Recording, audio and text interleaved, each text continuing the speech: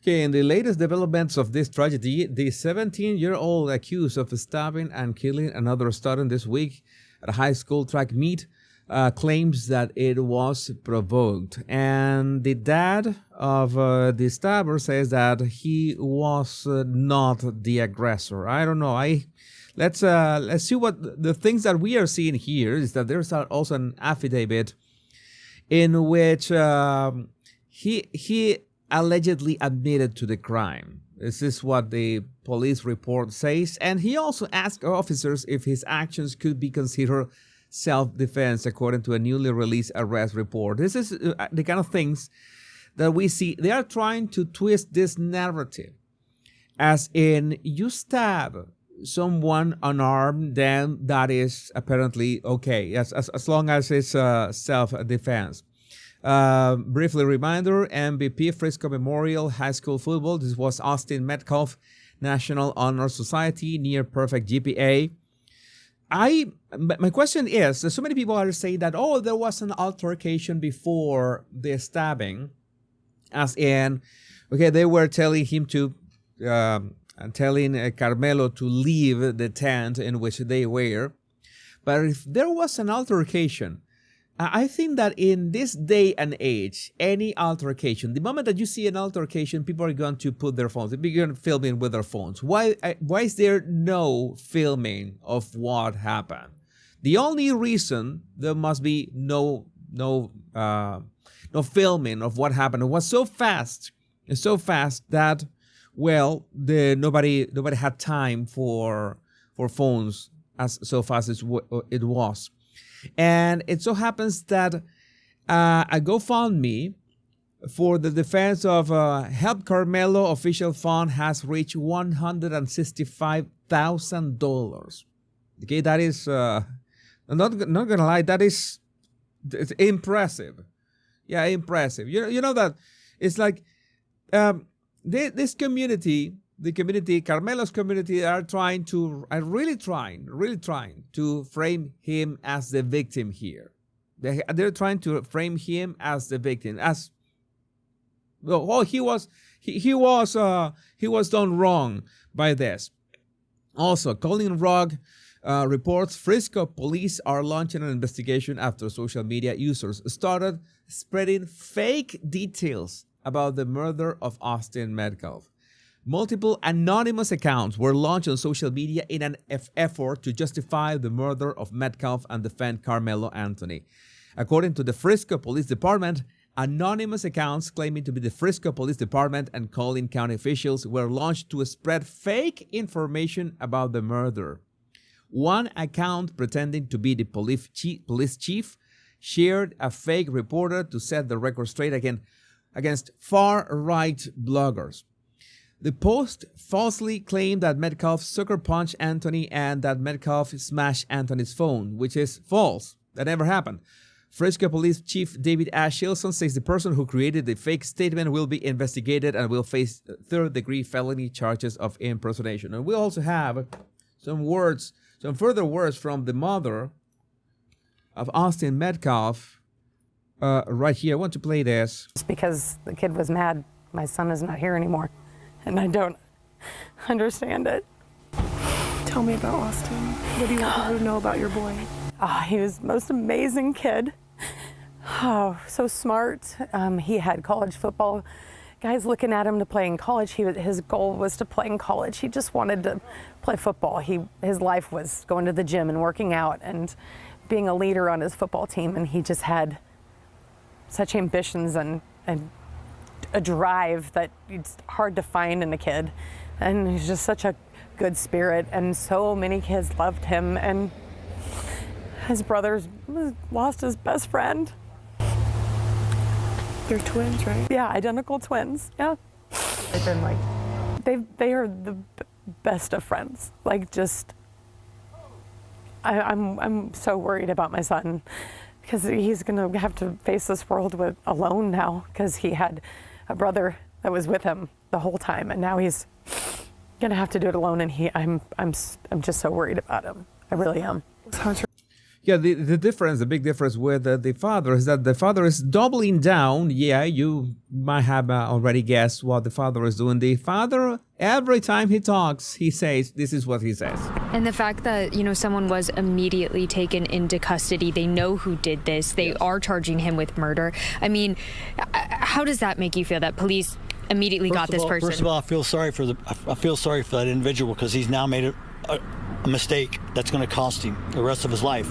This is the second time the father of Austin Metcalf has begun to talk and defend the guy who killed his son. This is something that I simply don't understand. And I got a lot of flack on my last video about this because people were telling me, oh, Jesus, then you're not a real Christian. You don't know what is being a real Christian. I know that this is not it. I don't think that anybody will be okay with a father not acting like this. It is my opinion. That is suicidal empathy. That is, I don't know, maybe he is being forced, but the times that I've seen his body language, the way that he speaks, he looks really convinced, like he's feeling, I don't know, white guilt or white privilege guilt or something like that. I don't know, but this is sick. The way the mother speaks,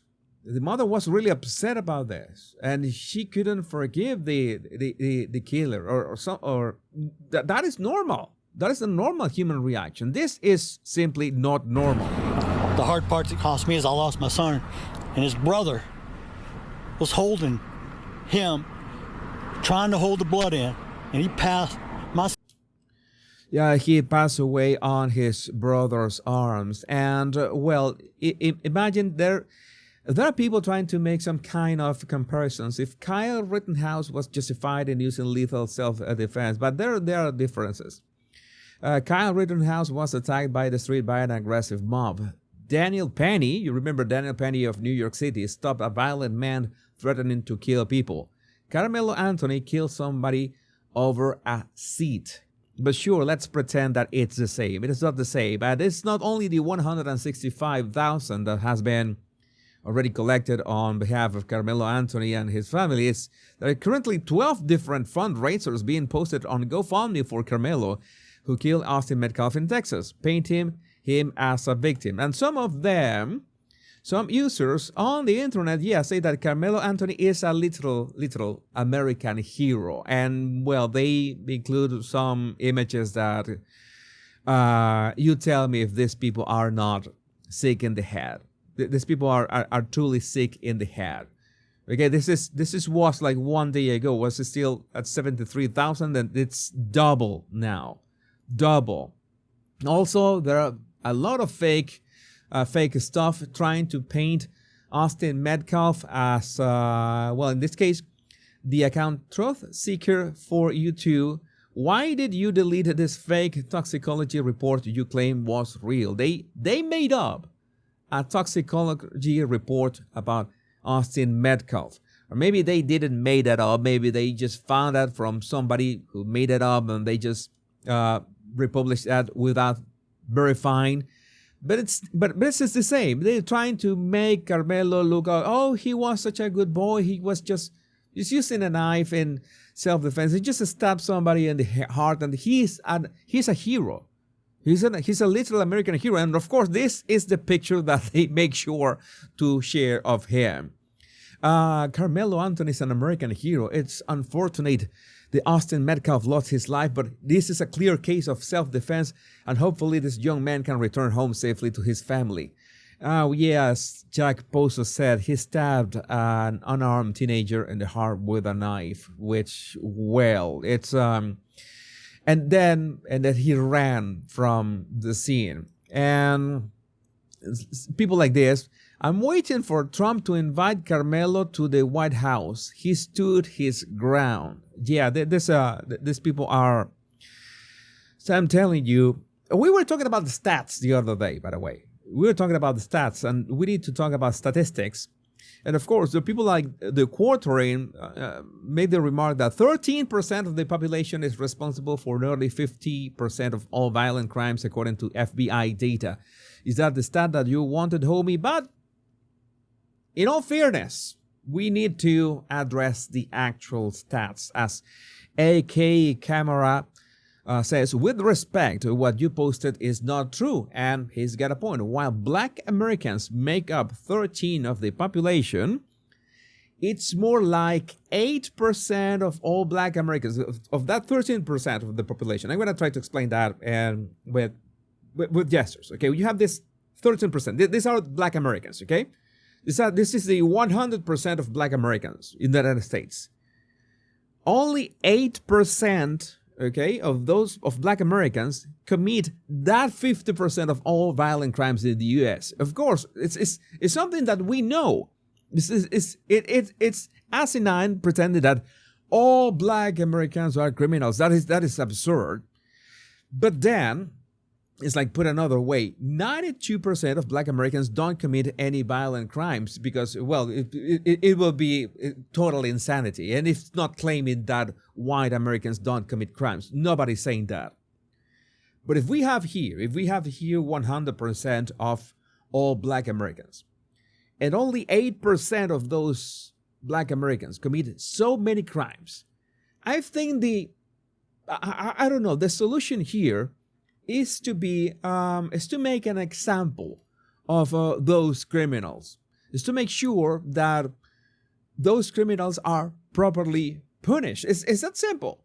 I mean, in the end, it doesn't matter if you're white or black or a woman or a man, it doesn't matter.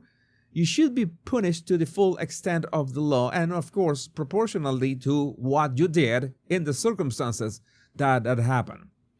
What is the problem here is that in so many instances, they are considered like protected minorities. Oh, they must be protected. They must be understood. They must be given a pass or something like that.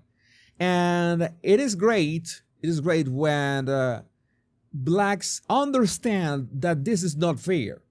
That this 8% of their community, this 8% of criminals, the actual criminals in their community, are making the rest of them look bad.